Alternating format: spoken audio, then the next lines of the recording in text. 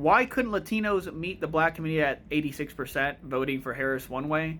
Let me explain some context here. Now, some people are going to get mad and just say I'm making up excuses, but I'm providing some nuance about the Latino community in general. In a lot of ways, Latino as a label is really useless because this community is always going to be extremely divided for a lot of reasons. First and foremost is that it's comprised of a bunch of different countries, some of them that don't even speak the same language, such as Brazil, right? They are also considered Latino, but they speak Portuguese. Not even that, every single country has their own indigenous groups that speak their own indigenous languages. So it's very complex. And, to top it all off, again, we go back to nationality. Every country has their own culture, their own traditions, their own viewpoints, right? Their own mannerisms. And because of that, they also have their own beefs against other Latinos. Just to speak in general, this is just a generalization. I've heard that a lot of Puerto Ricans don't like Mexicans and vice versa. I'm not one of them. I like Puerto Ricans, right? So you have all these national divisions. You have certain different language barriers. You have different indigenous groups. And then to top it all off even more, you have, different admixtures. So we're not even all the same freaking race. I mean, as you can see in this map right here, there are more countries that lean European. There's others that lean more heavily indigenous.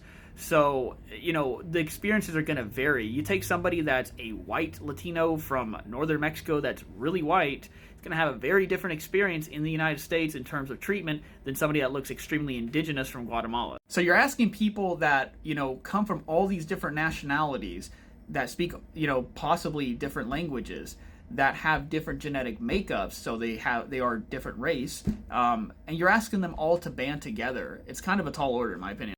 That's like expecting, just to use an example, the countries in East Asia to all band together and act the same way and to agree on shit.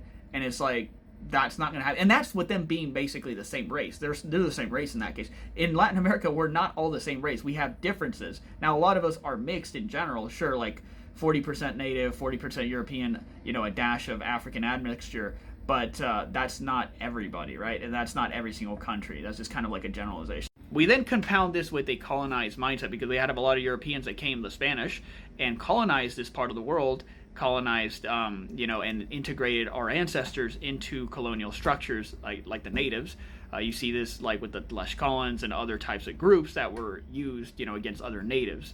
So because of this, we have a lot of countries, but I'm speaking more so from the Mexican perspective, that history, which I'm most familiar with, is centuries of being conditioned to, aspire for whiteness or, giving credence to whiteness, right? Because even to this day, there's been times where, and I used to do this in the past where, I was we should really just focus on our indigenous ancestry, try to revive that, reconnect to that. And you'll have people that'll still grab onto their European heritage and insist upon that. Despite them being in the United States and facing racial discrimination, they'll still grab onto their European heritage like that changes anything. So because we're primed this way, that's why it doesn't surprise me that always constantly divided. You have Latinos, again, even if they aren't super white presenting, they'll still go to agencies like ICE and CBP because it's it's just nothing new considering the historical context, the racial divisions, the whole nine yards. We even have our own indigenous ancestors,